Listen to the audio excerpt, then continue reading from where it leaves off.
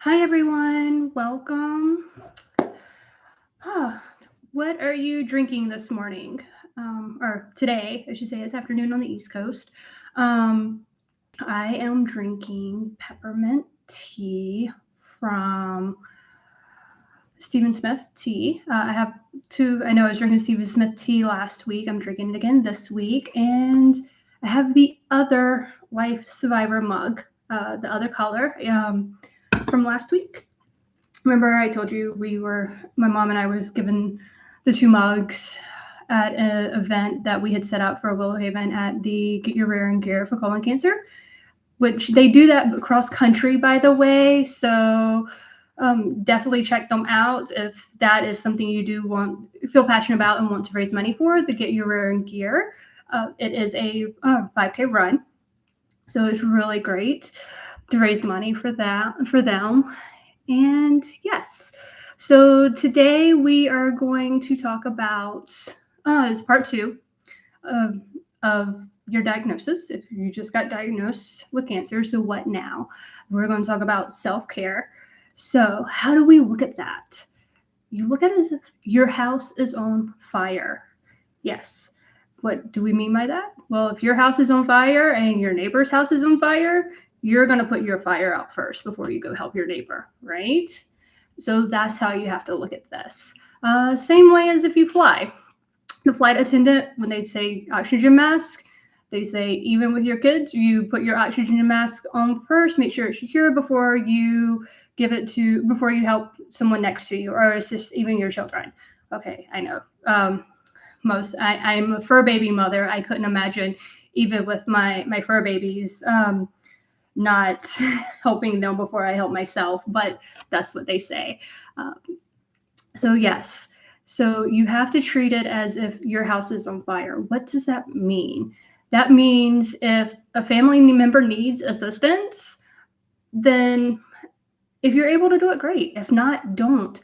You are first. The most important thing is you getting through this. That is the most important thing at the moment. Despite what anybody else says or thinks, you are most important. What your needs are first. This is the time to be selfish.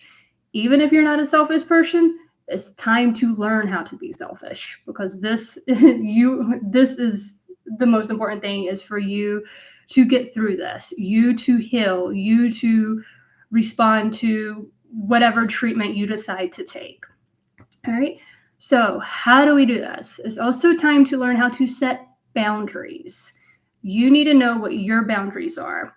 We will do a take our show later in the few weeks from now on digging more into setting boundaries, but you need to learn how to set boundaries. So that means saying no. That means learning what your limits are. If you're tired and don't want to do something, say no. If someone is bringing negativity into your circle, back away from them for a while. Even if there's somebody that you love, go low contact with them. You have a really good excuse, a really good reason, I should say, not an excuse, a reason.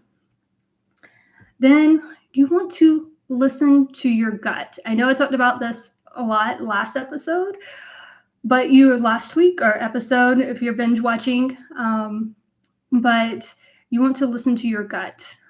Your body is trained to heal itself of anything. That's what your body does. So your gut is going to tell you what is good for you and what is bad for you. Listen to your gut. If it doesn't feel right, if something doesn't feel right, then don't do it. Okay? Listen to your gut, follow your gut. It will not mislead you. That's what it is there for. Now, the other thing you have to do is figure out a plan and stick with it. What I think to me, that's probably sometimes the most challenging thing. And this is where listening to your gut comes in. Your plan is, we talked about last episode how to take those 3 days before you make a big decision to think on it. and what you want to do. I think, again, like I said last week, I think that's a really great idea because you kind of get through the shock of everything. You can you can wrap your head around it, but you want to figure out what plan do you want to take. Do you want to take the plan that the doctor set for you? Do you want to go a more natural route with it, more alternative therapies? Do you want to combine both of them? Think on it. Do research if you want to. We'll talk about that next week. But do research if you want to in that time. Take a break. Those 3 days, if you can, go do something for yourself. Whether that's going fishing, going in the woods, taking a hike, doing a 3-day getaway, or even a 1-day getaway somewhere that you can just get away from everything and not worry about anything for that time. But figure out your plan and stick with it. I say stick with it in a sense. If you decide to do any alternative therapies, or it's a lot of work. Either way, it's a lot of work. Whether you do conventional or alternative or even integrative, it's all a lot of work. But there is no magical cure to fix it overnight. There's no, oh, we're going to give you this one shot or this one pill. You're going to take it and all of a sudden you're all better. No, this is a tough journey. Not to scare anybody at all, but to be honest with you. It is a tough journey. So when I say stick with it, if you decide to do, you're going to have to stick with it. You're not going to see results overnight. So with that being said, you have to stick with it. Now, if you stick with it for a while, a couple months down the road or whatever, and you're not feeling any progress or seeing any progress and you want to try something else, go for it. Always consult with your doctor if it's going to mess with any medication or treatment that you're taking. But just stick with it and go for it. All right. And know it's going to be a tough journey. Now, remember, with that said, the battle is 90% mental. You have to have your head right. You have to, how do I say this? You have to be focused. My mom, when she was first diagnosed, it was in January of 2006. My mom and I are huge football fans. We loved football. It was interesting. My mom got into it. We were in Charlotte, and my mom worked downtown at the time. She was a banker. She worked downtown, and at the time when the Panthers had came into the NFL league, one of what they did, or marketing tactics they did, was they had the players go out and do meet and greets. So my mom could go down at lunch, and she met the players. She actually became friends with some of the players that she had met. And with that, she got into football watching the games. My mom got me into football. So between my mom and dad, I learned a lot about football. And my mom and I got so into football, like we just couldn't wait for the next game, wait for Sunday or Monday Night Football, because at the time it was Monday Night Football. And then when I think they added in Thursday Night Football at the time, but then we started getting into college football on Saturday because we just loved football that much. So I say that to reference that my mom, when she was diagnosed in January 2006, her goal was she wanted to be in remission by the time of football season because she wanted to be able to watch football and not feel bad. Wanted to be able to enjoy the game and not feel bad. And that was her goal. That was her focus. And so with that and the tone, as I said last week, when her oncologist came in and was like, I don't know about you, but my goal is disease free, like that set my mom's mental level to she was going to fight this, she was going to beat this. And another interesting thing was my mom had told me she had this dream. And when I talk about listen to your gut, your intuition, she had this dream where she was walking down the streets of downtown Charlotte and she was in this white dress, which is kind of funny because my mom didn't really wear dresses that often. But she was in this white dress and she passed by this construction site. And when she passed by the construction site, there was a hole. She fell into the hole. And when she fell, there was one of those big, those big things that the firemen use for people who may fall or wanting to, they can jump out on that big air inflation thing. She said it was one of those in the hole, and she when she fell in the hole, she landed on it and bounced right back up on her feet. And after that, she knew she was going to be okay. She knew that she was going to be okay. And so with that, she had her focus of she was going to be in remission. She was going to be disease free, and she was. And she was before football. We had hell of a football season. Really enjoyed it. But I say that doesn't mean that she didn't have her rough days. That doesn't mean she didn't have those days where she felt like, excuse me, I'm going to say this, but she felt like shit, because she did. And she didn't have those, she had those days that she didn't want to fight because she felt that bad. You're going to have those days, and that's okay. The main point is, like in her dream, you gotta bounce back.